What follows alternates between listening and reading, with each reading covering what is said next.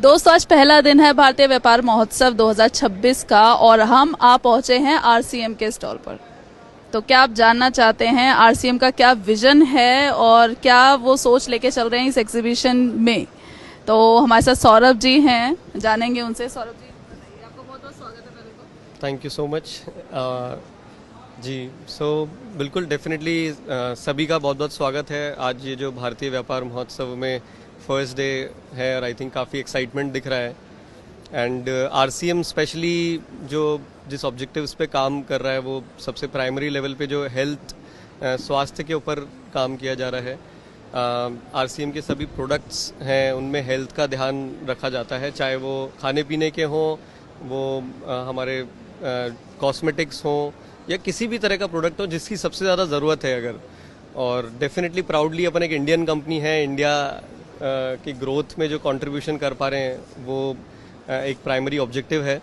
और उसी के साथ साथ एक काफ़ी सारे सोशल एक्टिविटीज़ आरसीएम इंगेज रहती हैं।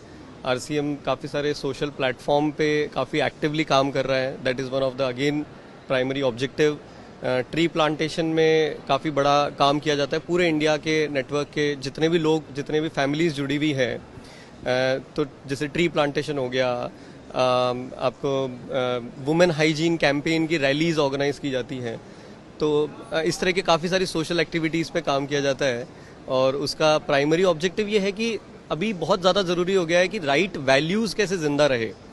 हम सब हम काम कर रहे हैं, हम पैसे के पीछे भाग रहे हैं, बट राइट वैल्यूज़ मिस हो रही कहीं ना कहीं इस जर्नी में। हम पर्पस सक्सेस का और पैसे का गलत डायरेक्शन में जा रहे हैं। तो दैट्स द होल आइडिया कि वो जिंदा रहे, that is the primary objective. तो अगर हमारा स्वास्थ्य ठीक हो, हम अच्छे संस्कार के साथ अपना काम को करें, that is the objective on which RCM is working. बहुत बढ़िया सर। एक चीज जानना चाहेंगे, जहां डायरेक्ट सेलिंग कंपनीज में इतना कंपटीशन है, तो इस तरीके की एग्जीबिशन और इकट्ठा एक ही छत के नीचे इतनी कंपनीज का आना, क्या हेल्दी कंपटीशन में कन्वर्ट होगा? क्या कुछ परिवर्तन आएगा कंपनीज के विचारों में? आई थिंक डेफिनेटली आना चाहिए, हमें इसको बहुत पॉजिटिवली लेना चाहिए। और अभी सर जैसा कह रहे थे, रेड्डी सर, आई थिंक कुछ भी नहीं हुआ है। It's one drop of water from the ocean. अभी तक हमने कुछ किया है तो बहुत स्कोप है, एक दूसरे से सीखें, इंस्पायर हों। मोर इम्पॉर्टेंट ये है कि हम सारी इंडियन कंपनीज, हिंदुस्तान की कंपनियां सब मिलजुल करके कैसे आगे बढ़ें। हम तो डेफिनेटली एक दूसरे से सीख करके आगे बढ़ना चाहिए। I would look at it as a very positive approach की अच्छा अपॉर्चुनिटी है, जो भी इंस्पिरेशन मिल सके एक दूसरे से लेनी चाहिए। बिल्कुल सर। आरसीएम को बहुत सारे साल हो गए हैं, तो और जो नई कंपनीज आ रही हैं, क्या उनको भी इसका हिस्सा बनना चाहिए इस टाइप की एग्जीबिशन के? क्या कहते हैं आप?